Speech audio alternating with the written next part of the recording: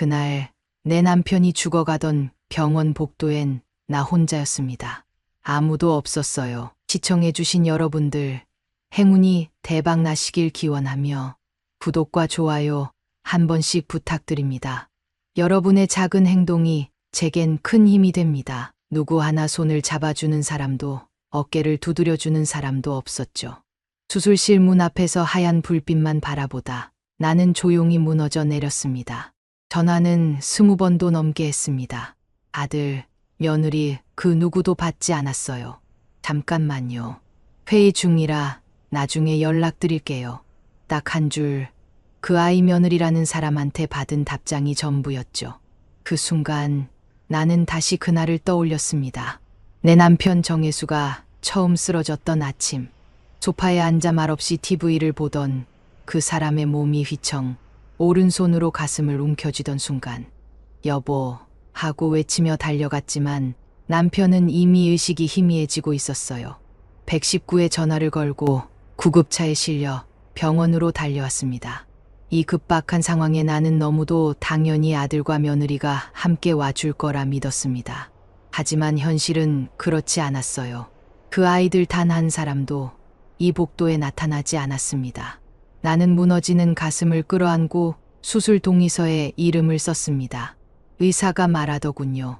수술 중에 심장에 쇼크가 올 가능성이 있으니 마음의 준비는 하셔야 합니다. 그러다 진짜로 그 일이 벌어진 겁니다. 중환자실로 옮겨졌고 의사는 무거운 목소리로 말했어요. 지금부터는 마음을 단단히 먹으셔야 합니다. 그 한마디에 내 몸에서 힘이 쫙 빠졌습니다. 내가 아니면 아무도 없는 이곳에서 나는 남편의 마지막이 될 수도 있는 시간을 홀로 견뎌야 했습니다. 아들놈은 전화를 받지 않았고 며느리는 그저 문자 한 줄로 나를 밀어냈습니다. 그 아이는 내게 말했죠. 무슨 일 있으면 남편한테 연락하세요. 그럼 지금도 그래야 합니까? 지금 이 순간 내 남편이 죽어가는데도 그쪽 남편이 회의 중이면 나 혼자 이 복도에 있어야 맞는 겁니까? 나는 휴대폰을 꾹 쥐고 있었어요. 떨리는 손, 울컥 솟구치는 울음, 목구멍까지 차오른 분노. 그리고 그때 들려온 초인종 소리. 인터폰 화면을 보니 눈이 잔뜩 쌓인 바깥에 그 아이가 서 있더군요. 윤소희, 내 며느리. 눈물에 범벅된 얼굴, 부은 눈. 그 애는 문이 열리자마자 그 자리에서 무릎을 꿇었습니다. 어머님, 아버님, 제발 한 번만 와주세요. 오진이가 쓰러졌어요. 중환자실이에요. 제발요. 하지만 그 순간 내 가슴에서 딱 한마디가 툭 하고 떨어졌습니다. 너희는 너무 늦었어. 안녕하세요. 저는 올해 70을 넘긴 강미순이라고 합니다. 남편 정혜수와 함께 경기 외곽의 조용한 단독주택에서 살고 있었어요. 이 집은 우리가 젊을 적 땀 흘려 일에 겨우 마련한 공간이죠. 작고 오래됐지만 정이 많은 집이에요. 손주 웃음소리로 가득 차던 적어도 예전에는 그랬습니다. 제 남편은요, 말수가 적은 대신 마음이 참 깊은 사람이었어요. 평생 가족을 위해 헌신하고 묵묵히 일만 했던 사람. 정말 단 한 번도 아프다는 말 없이 살아왔던 사람이었죠. 그런 그가 쓰러졌을 때 저는 세상이 무너지는 줄 알았습니다.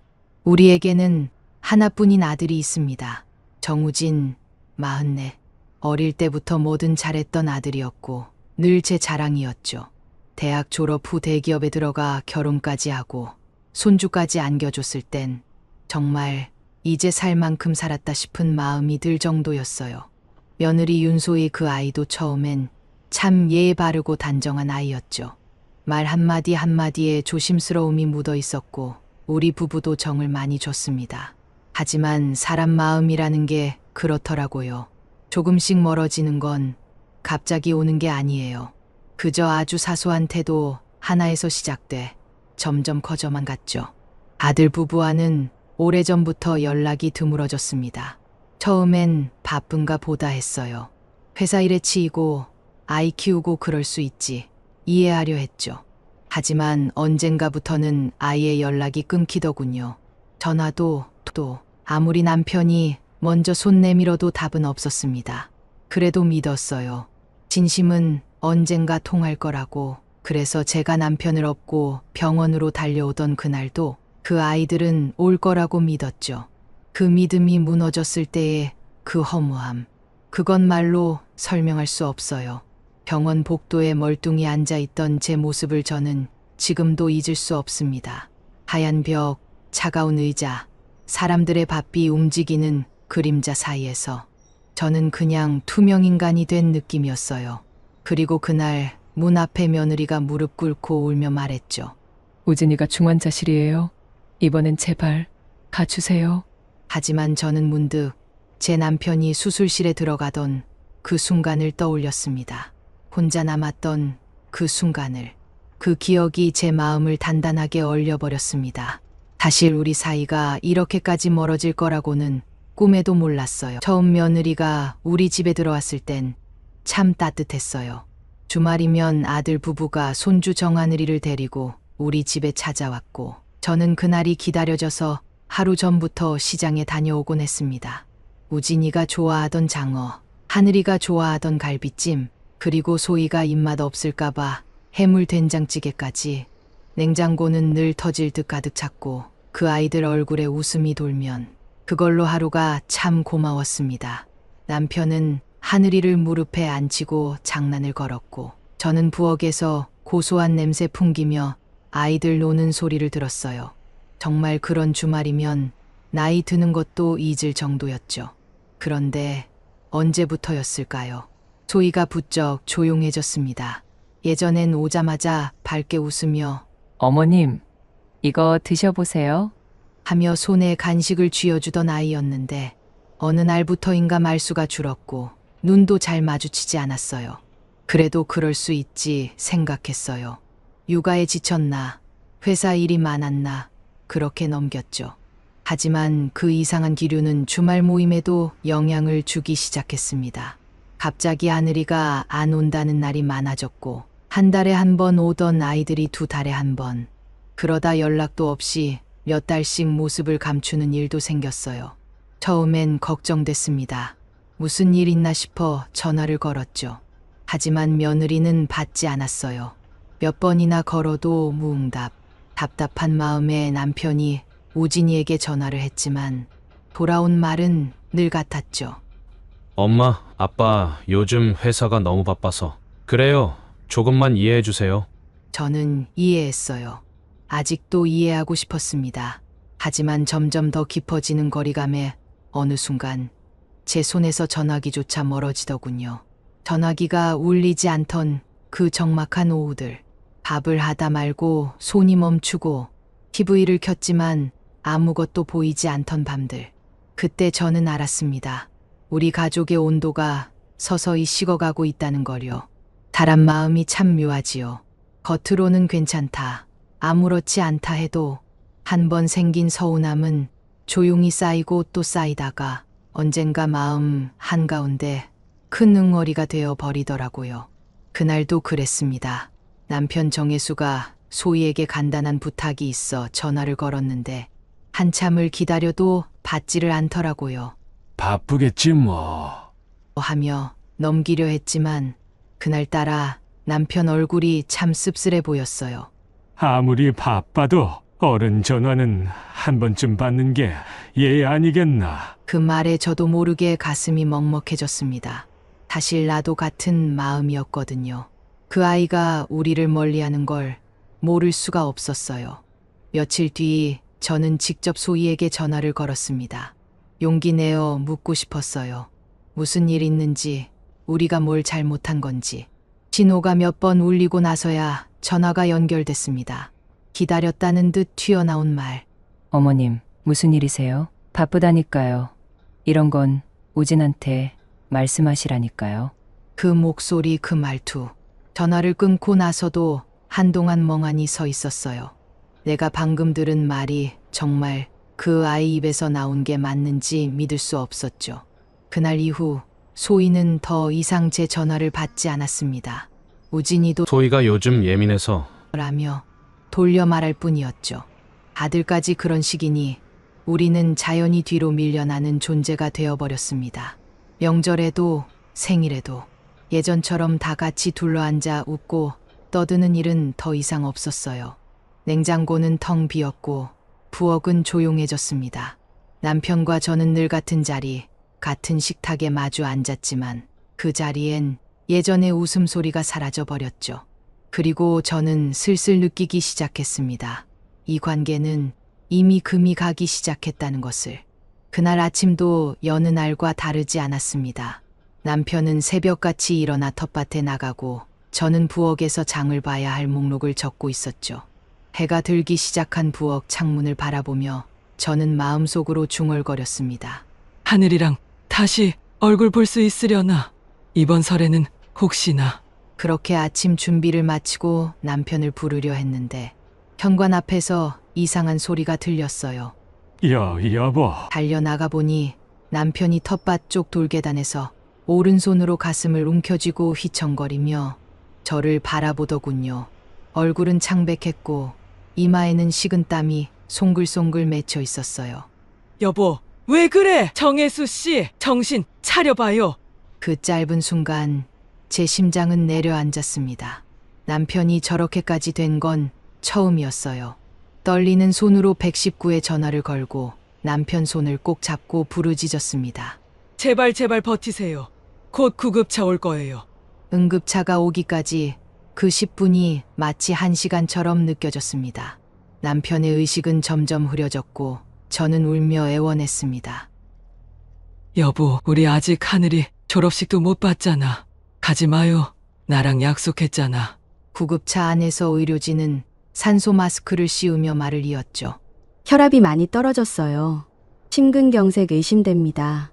그 말을 듣고 나니 숨이 턱 막혔습니다. 병원에 도착하자마자 남편은 바로 응급수술실로 들어갔습니다. 저는 멍하니 복도에 서서 하얀 벽만 바라봤어요. 그제서야 정신을 차리고 아들에게 전화를 걸었습니다. 정우진, 내 하나뿐인 아들. 여보세요? 우진아. 아빠가 지금 병원에 있어. 수술 들어갔어.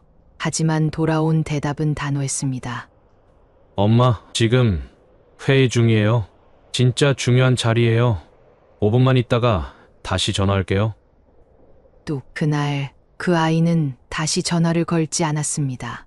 저는 떨리는 손으로 며느리에게 전화를 걸었습니다. 이번만은 제발 사람이길 바랐어요. 소인은 받긴 했습니다. 하지만 차라리 안 받는 게 나았을 겁니다. 어머님 말씀드렸잖아요. 무슨 일 있으면 우진이한테 연락하시라고요. 저 지금 약속 있어서 나가야 돼요. 다음에 다시 전화 주세요. 그 말이 끝나기 무섭게 통화는 끊겼습니다. 제 귀엔 병원 사이렌 소리가 울려 퍼지는 것처럼 들렸어요. 남편의 생명이 위태로운 그 순간, 우리는 그 어떤 가족에게도 기대지 못했습니다. 수술 동의서에 서명할 때 간호사가 물었습니다. 보호자분 한 분 더 안 오시나요? 저는 머뭇거리다 말했죠. 아들 있습니다. 하지만 못 옵니다. 일이 바빠서요.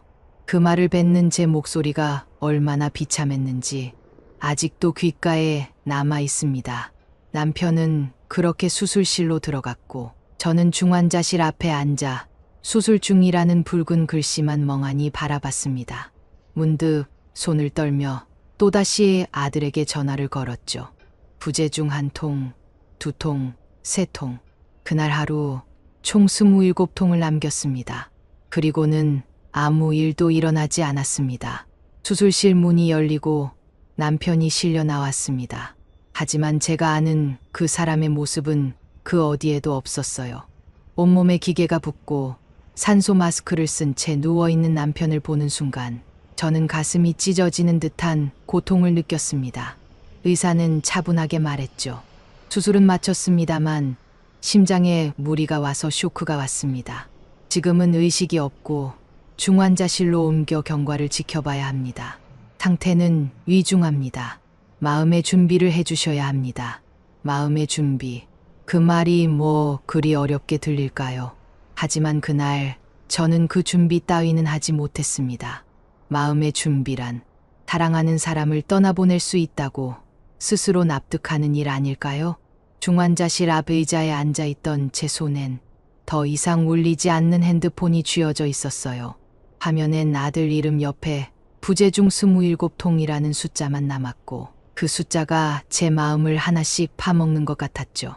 저는 결국 혼잣말을 뱉었습니다. 하늘아, 네 할아버지 보고 싶지 않니?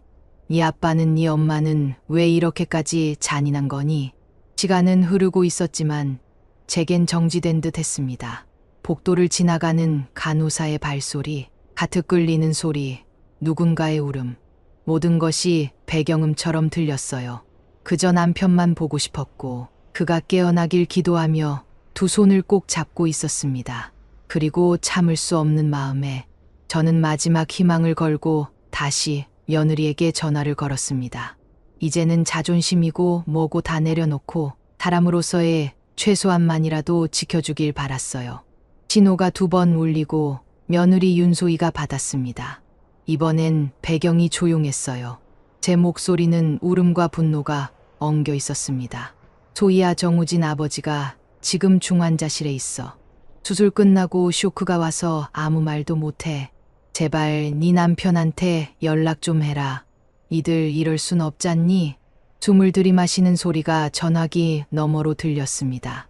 한참 정적이 흐른 뒤 며느리의 말이 이어졌죠. 어머님, 저도 당황스러워서.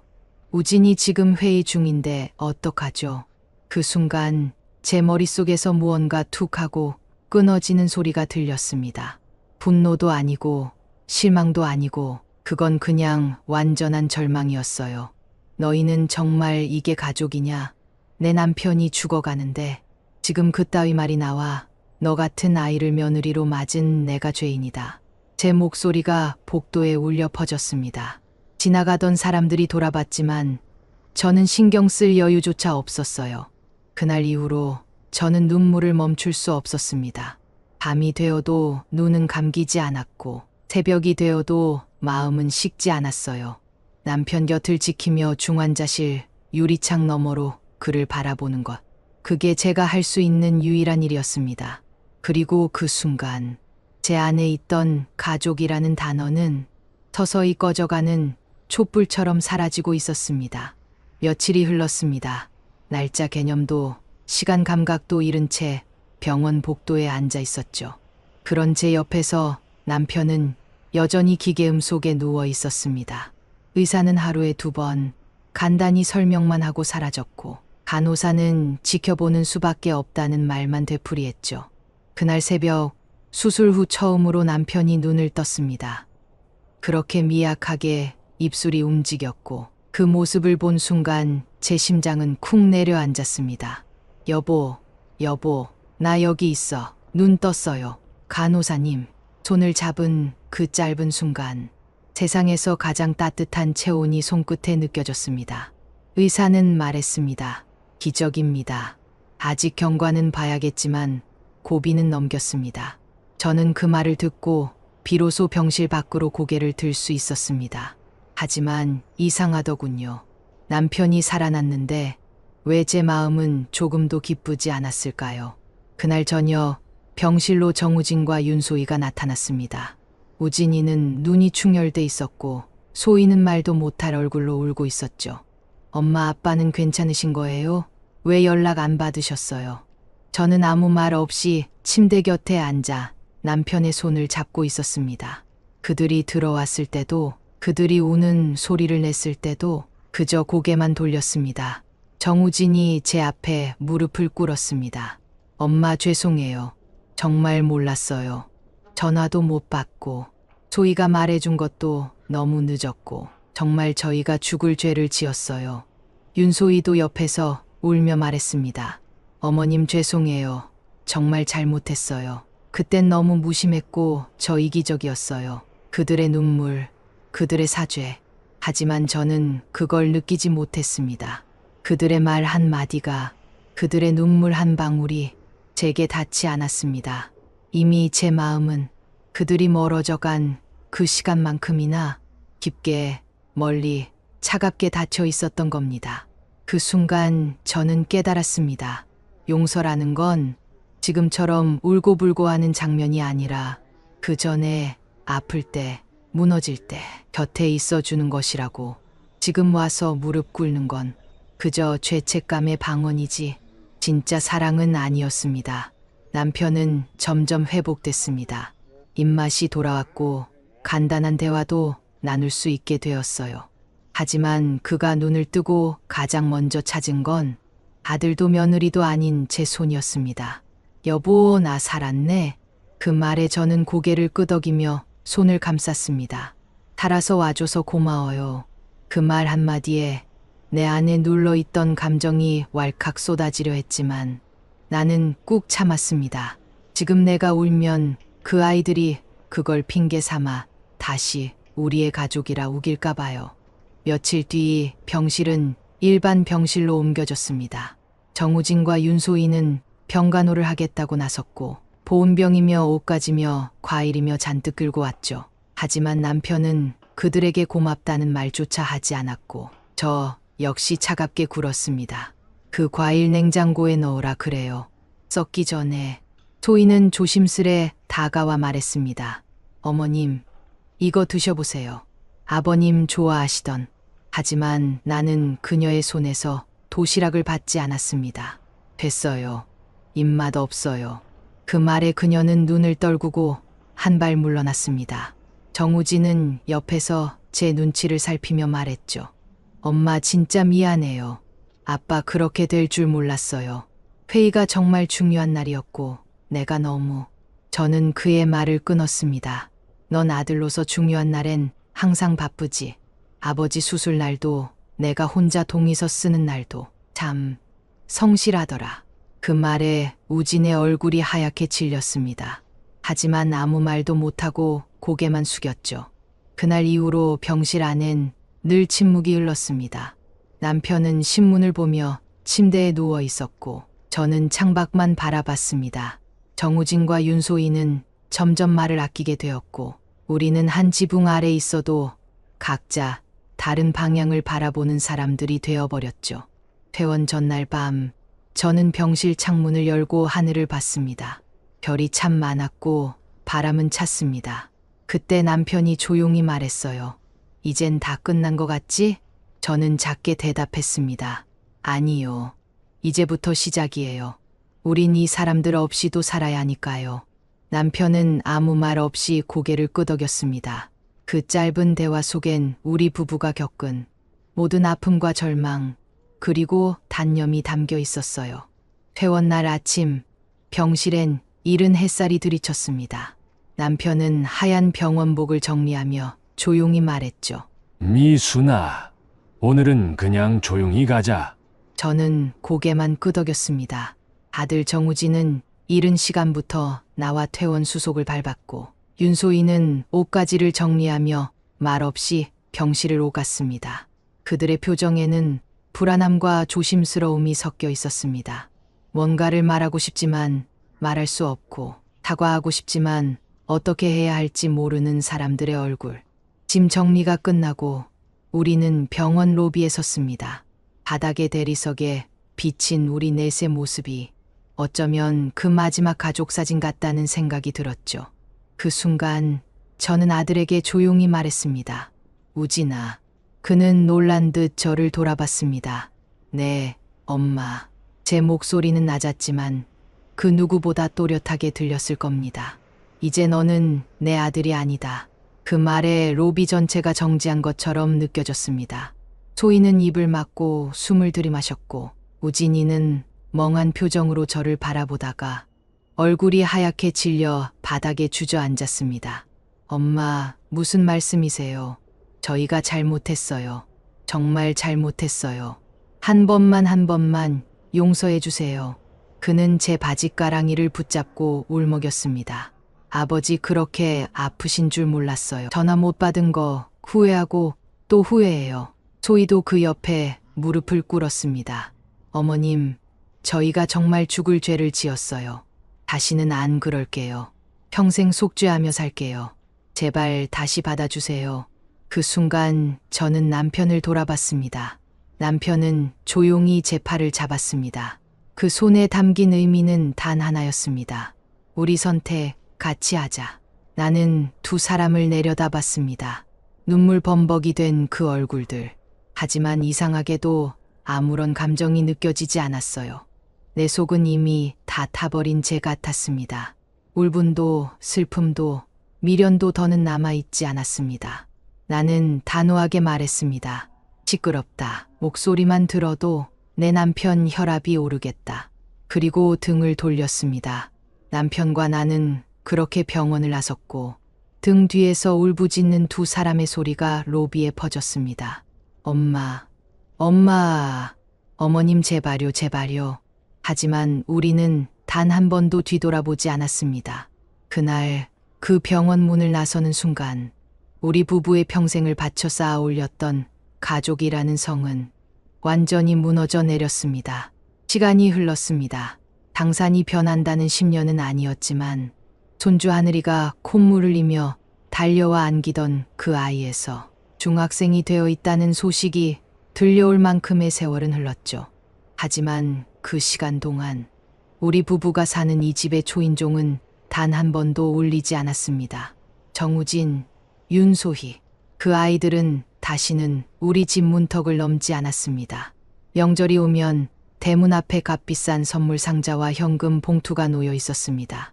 가끔은 손주 하늘이 이름이 적힌 손편지가 함께 들어 있었죠. 하지만 저희는 그 어떤 것도 열어보지 않았습니다. 다락방 한 구석에 아직도 비닐도 뜯지 않은 채로 쌓여 있습니다. 왜냐고요? 그 안에는 마음이 없었거든요. 그들은 아버지의 심장이 멈춰가던 그날, 어머니의 눈물이 말라가던 그 순간 함께 있어주지 않았습니다. 그때의 부재는 그 어떤 값비싼 선물로도 메워지지 않는 상처였습니다. 우리 부부의 삶은 달라졌습니다. 남편은 경로당에서 장기를 두며 시간을 보내고 저는 뒷마당 텃밭에서 고추며 상추며 조용히 가꾸며 지냅니다. 말수가 줄었고 예전엔 주말마다 북적이던 식탁도 이제는 조용히 두 사람분만 차려지죠. 냉장고도 비어있고 소파 위엔 누구 하나 눕지 않고 부엌엔 웃음소리 대신 라디오 소리만 조용히 흐릅니다. 가끔은 멍하니 앉아 생각합니다. 그 아이들이 지금쯤 어떤 얼굴로 어떤 마음으로 살아가고 있을지. 그리고 묻습니다. 정말 그때 내가 너무했을까? 하지만 곧 수술실 앞에서 손을 벌벌 떨며 의사의 말 한마디에 주저앉던 제 모습을 떠올립니다. 그리고는 아무 말 없이 고개를 저어버립니다. 그 누구도 그 순간에 내 심장을 대신 뛰어줄 수는 없었으니까요. 그날 저녁, 창밖에는 눈이 소복이 쌓이고 있었습니다. 말 없이 흩날리는 눈송이가 정원의 나무 가지 위에 내려앉는 모습을 저는 부엌 창 너머로 멍하니 바라보고 있었습니다. 라디오는 잔잔한 클래식 선율을 흘리고 있었고 남편은 거실 소파에서 책을 펼쳐 들고 졸고 있었죠.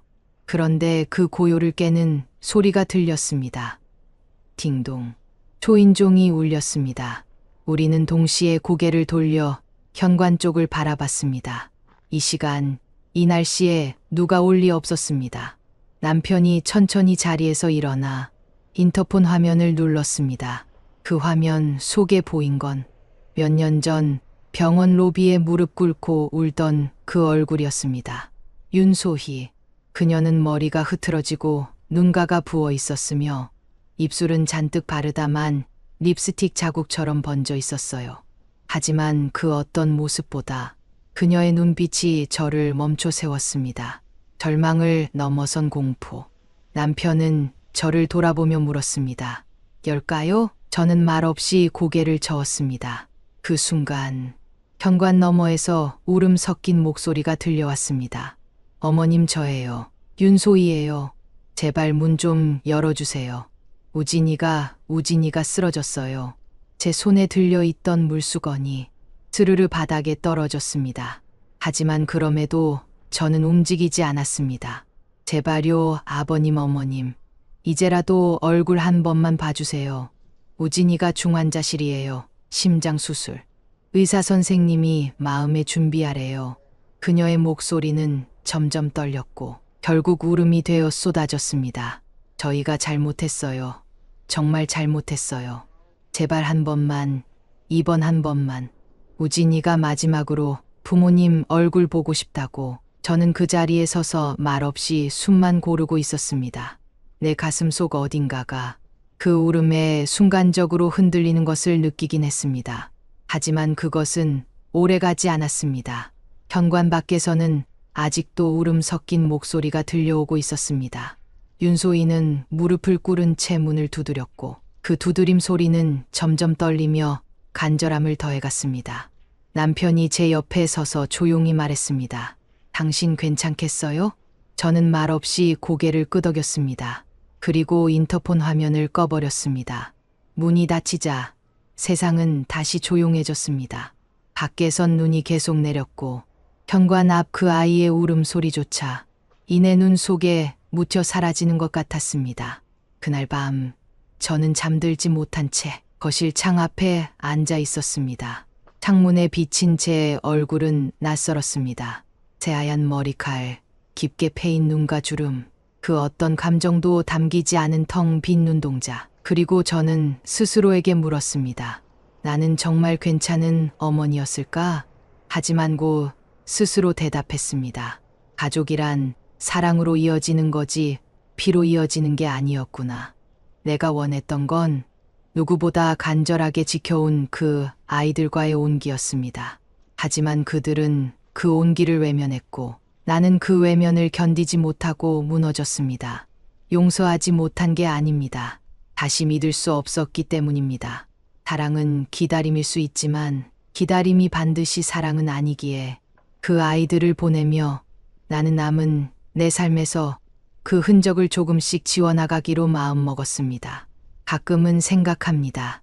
그 아이가 정말 마지막을 맞이한다면 나를 떠올릴까요? 아니면 여전히 바쁜 회의와 핑계 속에 묻어둘까요? 하지만 이제 그건 중요하지 않습니다. 그들이 우리를 떠났던 그 순간처럼 우리도 그들을 보내는 방법을 배운 것뿐이니까요. 창밖에 눈은 멈췄습니다. 하지만 내 안의 겨울은 아직 끝나지 않았습니다.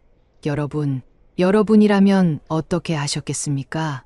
저희 부부의 마지막 선택, 그것은 정말 너무한 복수였을까요? 아니면 참아낼 수 없는 상처를 안고 살아온 한 가족의 지극히 현실적인 결정이었을까요? 댓글로 여러분의 생각을 나눠주세요. 혹시 지금 이 순간 멀어진 가족이 있다면 돌이킬 수 있을 때 그 손을 먼저 잡아보시길 바랍니다. 사랑한다는 말 기다리지 마세요. 후회는 남기지 말고 마음은 미루지 마세요.